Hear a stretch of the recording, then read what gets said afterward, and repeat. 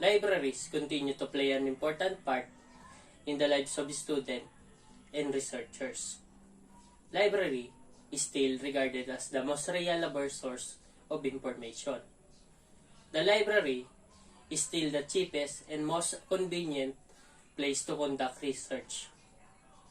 When it comes to acquiring information and gathering information, library still plays a critical role. Through the advantage of modern technology, integrated library system was developed. An integrated library system gives you access to manage the resources in your library. It helps users find resources for reading, teaching, and learning, as well as managing cataloging, borrowing, and other functions. OWAS Community College is located at the province of Albay.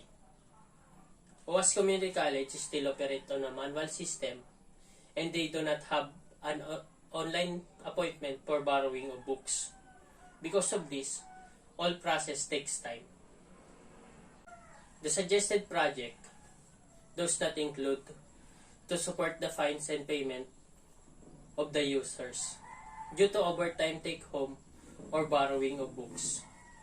The system will focus only on the library of OWAS Community College and will not cover other problems that are not related to the use of school library. To complete the development of the proposed project, the rapid application development methodology was utilized as the software development methodology. HTML and CSS are used for building the graphical user interface. JavaScript for component functionality, and PHP and XAMPP for processing and storing data. To improve library efficiencies and design for automated library system, the researchers developed an integrated library system for OWAS Community College that will automate the library system and create a web-based system that implements search and book reservation, and also integrate QR code system to manage for borrowing books and member records.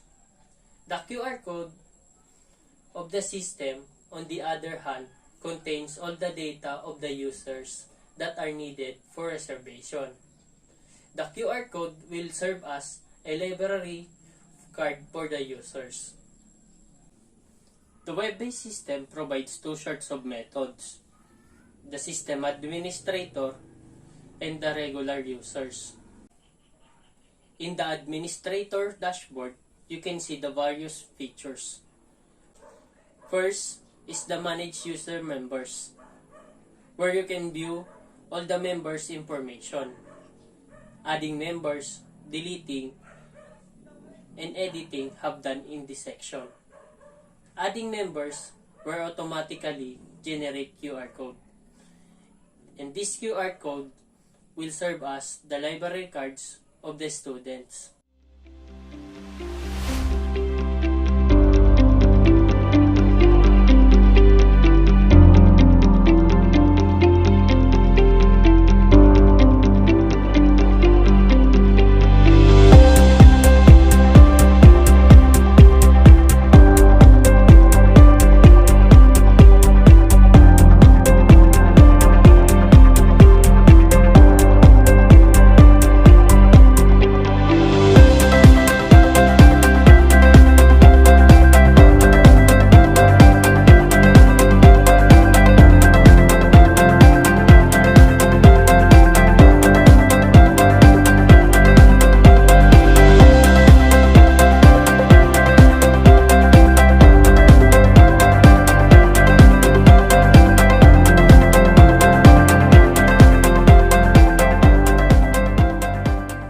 Second is books, where you can monitor all the lists of books that are issued of the admin in the system.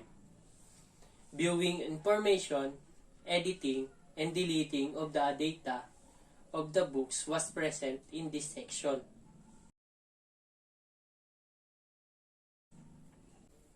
Third is lend books.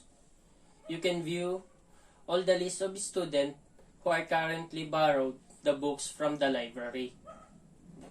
It can easily monitor the students who are not returning the books. Fourth is book logs, where you can view all the data history record of the student who borrowed books. When the student has returned the books, it will automatically transfer the data record in the book logs. Fifth is adding books, where you can add book in the book list.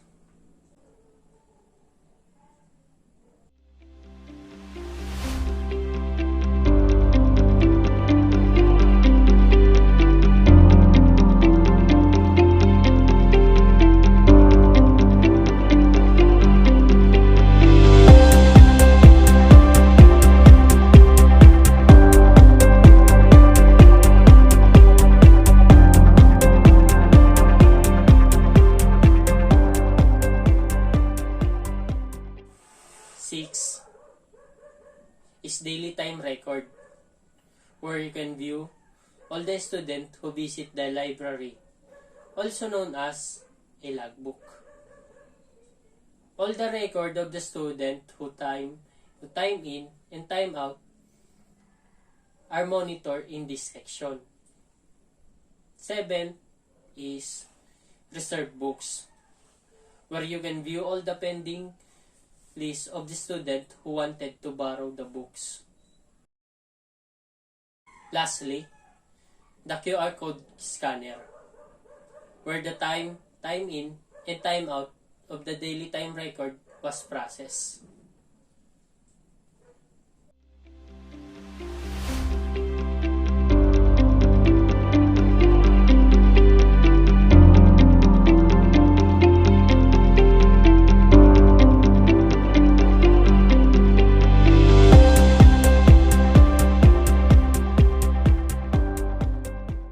Logout will automatically go to the main dashboard of the website. Regular users. The regular users can only access the book list, search for books, view books, and read limited information of the books, and also borrowed books. There are two ways of borrowing of the books. First is using QR code scanner.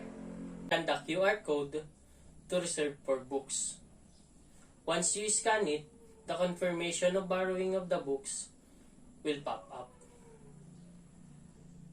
Second is choose file. Choose an image from your device. After uploading it will automatically process, and the confirmation about borrowing of books will pop up. To evaluate the system functionality, suitability, and usability standards, the system has evaluated using ISO 25010 quality standard. This figure shows the summary result of the system in terms of functional suitability. The summary of the system evaluation under the functional suitability criteria is all equivalent to high acceptable skill. This determines that the system covers all the needed functionality for completing the specific task and producing the needed result of the users. This figure shows the summary result of the system in terms of usability. The summary of the system evaluation under the usability criteria is all equivalent to high acceptable skill. This determines the system effectiveness when it comes to the perspective of the end users, especially when they are building. To conclude the system functionalities, it met the standards of the users. The web-based system is very useful to the student and the faculty of Bukas Community College. The system addresses the problem of the current library system used by the librarian. This means if the system is being implemented, this will benefit both of the users or student of the librarian of Bukas Community College.